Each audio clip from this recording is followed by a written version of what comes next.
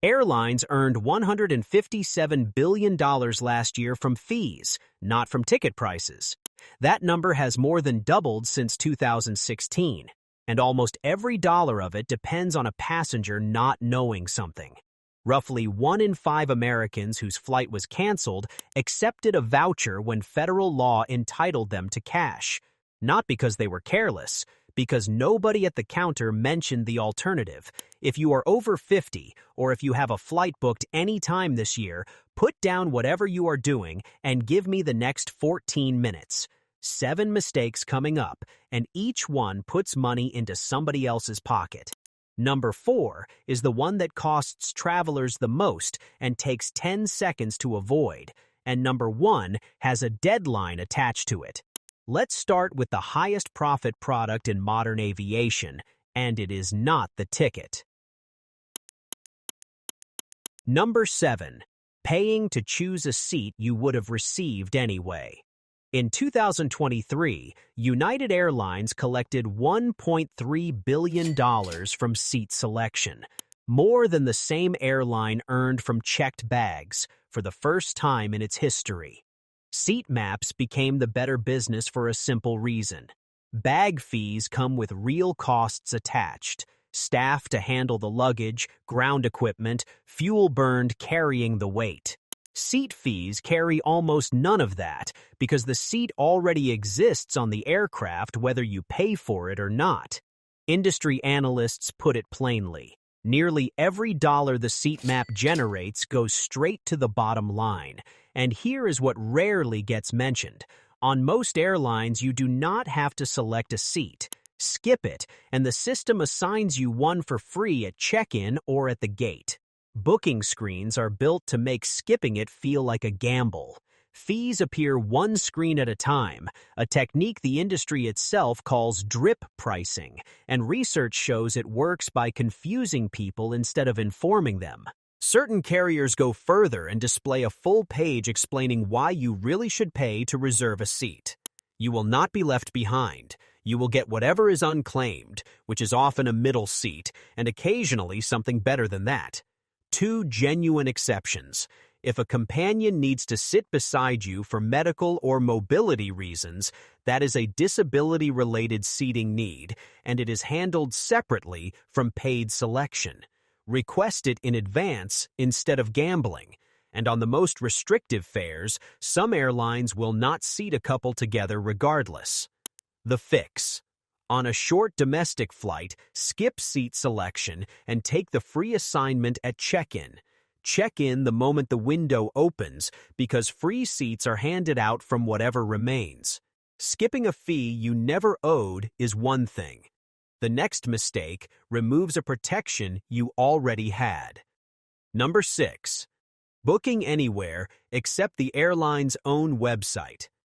Every airline flying to, from, or within the United States must let you cancel for a full cash refund within 24 hours of booking.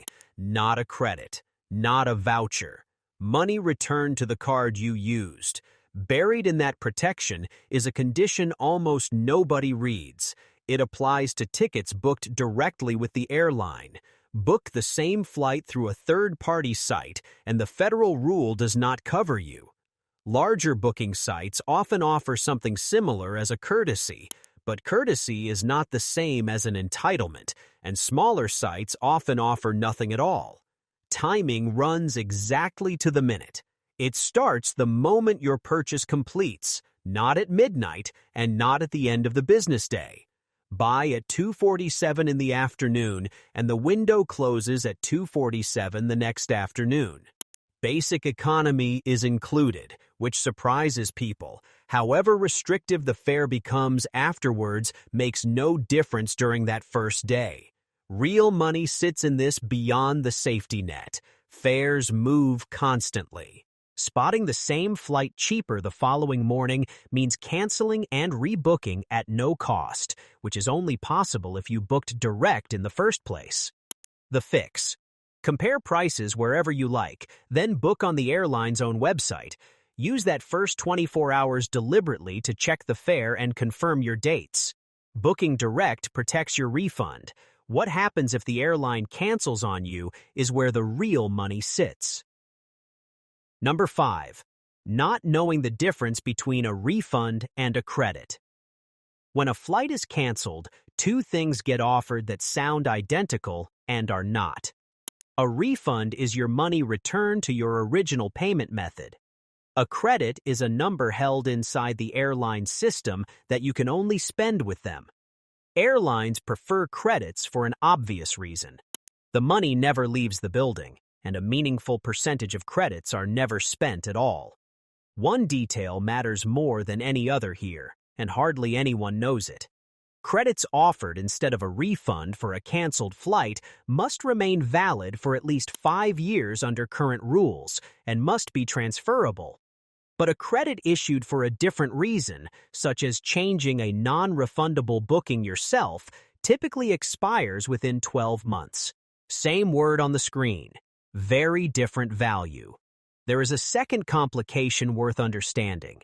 Some credits cannot be used on discounted fares, which means a $400 credit that only applies to full-price tickets is worth a good deal less than $400. For a senior traveler who flies once or twice a year, an expiring credit with restrictions attached is close to worthless. Cash is not. The fix. Before accepting anything, ask 2 questions. When does this expire, and can it be used on any fare? Then ask whether the situation qualifies for a cash refund instead. That covers cancellations. Being denied boarding on an oversold flight follows entirely different rules, and the numbers are considerably larger. Number 4. Accepting a voucher. When you are owed cash at the gate. This is the one I flagged at the start, and it is the most expensive mistake in this video. When an airline oversells a flight and denies you boarding involuntarily, federal rules set the compensation.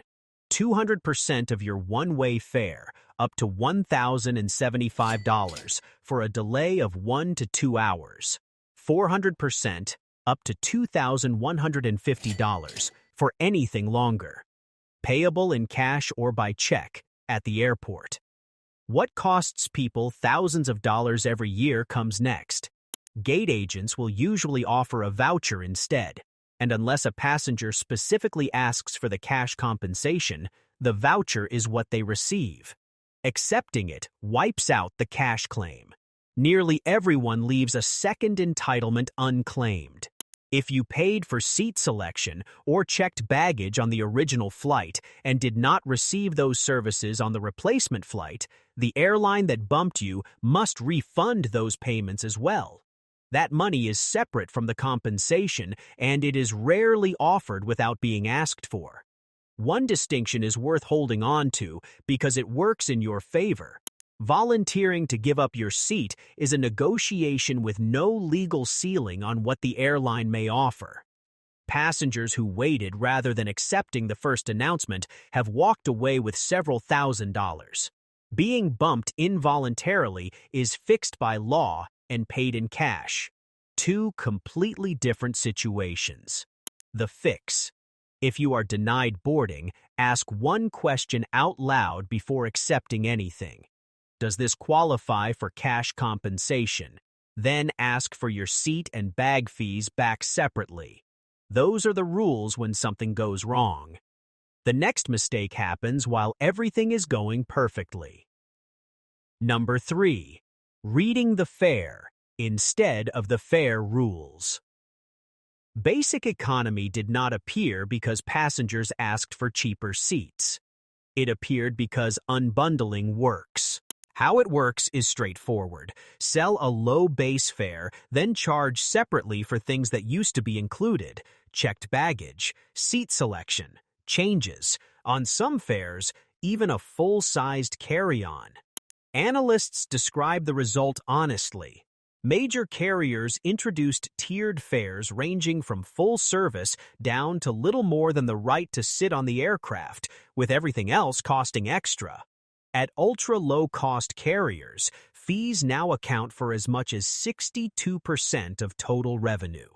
The ticket is not the product anymore. The ticket is the entry point. An honest counterpoint belongs here because it matters.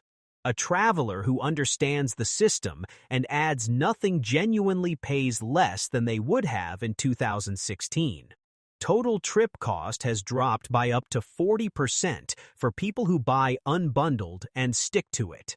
Fare rules reward the travelers who read them and quietly penalizes everyone else. That is the entire design. The fix. Before purchasing, find the baggage line and the seat selection line in the fare details, not just the headline price. Add those costs, then compare. The cheapest ticket and the cheapest trip are often different flights. Fare rules tell you what you are buying.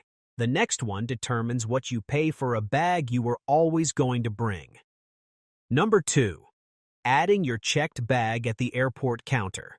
Your suitcase costs different amounts depending on when you pay for it. Major airlines charge more at the counter than online, typically several dollars per bag each direction. Budget carriers charge a lot more, sometimes $20 or $30 extra for the identical bag on the identical flight. Whatever rate you saw advertised, the one sitting in your head as the price is almost always the prepaid online rate. The counter has its own rate, and nobody mentions the gap while you are standing there with a queue behind you. A change most travelers missed has made this sharper right now. A federal rule that would have required airlines to display bag fees the first time a fare appears in search was formally scrapped on the 2nd of July this year. Carriers are no longer obliged to show that number alongside the ticket price. So the sequence runs like this. You cannot easily find the fee while booking. You do not add the bag in advance because you never saw the cost. You reach the counter and pay the highest available price at the least convenient moment. None of those steps is your error. Each one follows naturally from how booking screens are now permitted to display information. The fix. Add every checked bag through the airline website or app at least a day before departure. 2 minutes at home, and you pay the advertised rate rather than the counter rate. Last one, and it is less a mistake than something worth knowing before it disappears. Number 1. Assuming the price you see is the price you pay.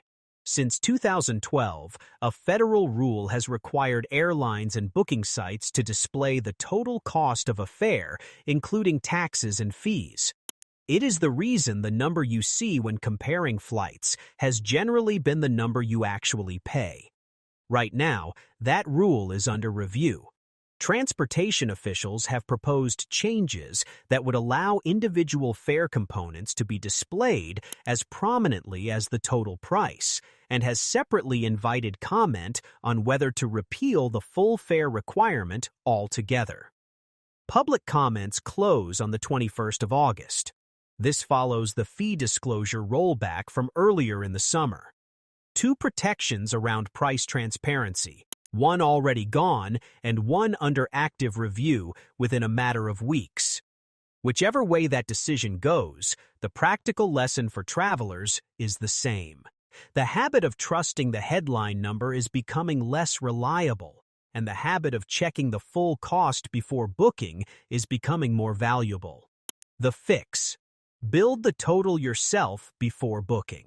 Base fare, plus bag, plus anything else you know you need.